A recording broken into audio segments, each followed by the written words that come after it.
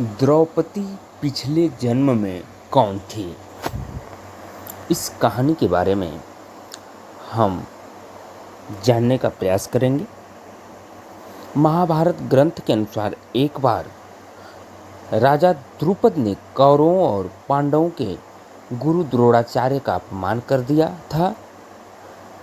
गुरु द्रोणाचार्य इस अपमान को भूल नहीं पाए, इसलिए जब पांडवों और कौरवों ने शिक्षा समाप्ति के पश्चात गुरु द्रोणाचार्य से गुरु दक्षिणा मांगने को कहा तो उन्होंने उनसे गुरु दक्षिणा में राजा द्रुपद को बंदी बनाकर अपने समक्ष प्रस्तुत करने को कहा।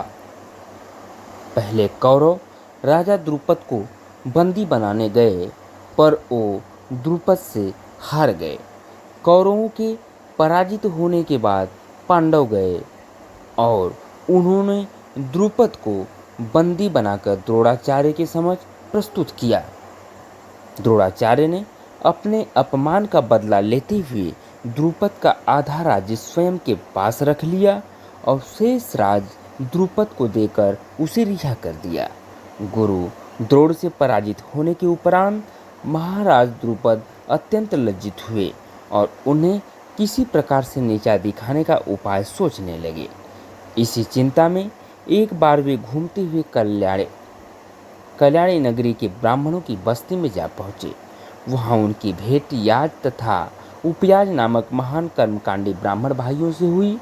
राजा द्रुपद ने उनकी सेवा करके उन्हें प्रसन्न कर लिया एवं उनसे द्रोणाचार्य के मारने का उपाय पूछा।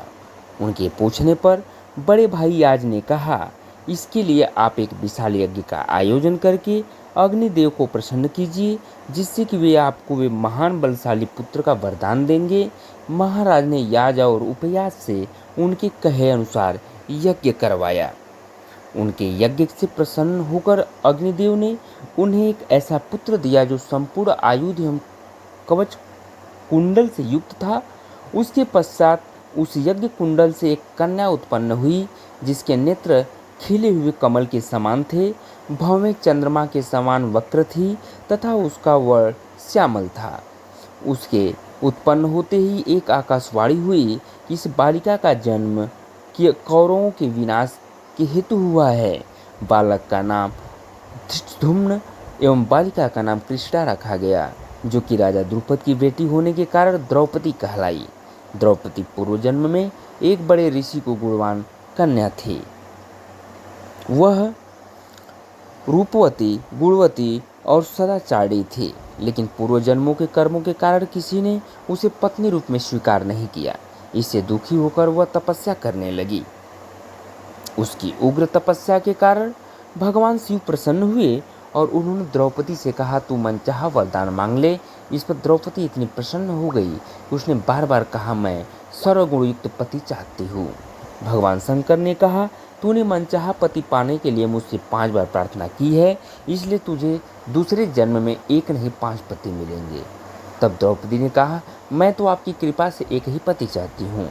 इस पर शिव जी ने कहा, मेरा वरदान व्यर्थ नहीं जा सकता, इसलिए तुझे 5 पति ही प्राप्त होंगे। तो दोस्तों, ये रहा द्रौपदी की कहानी कि द्रौपदी पूर्व जन्म में कौन थी।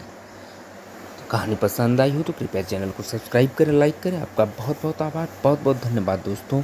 Thank you so much.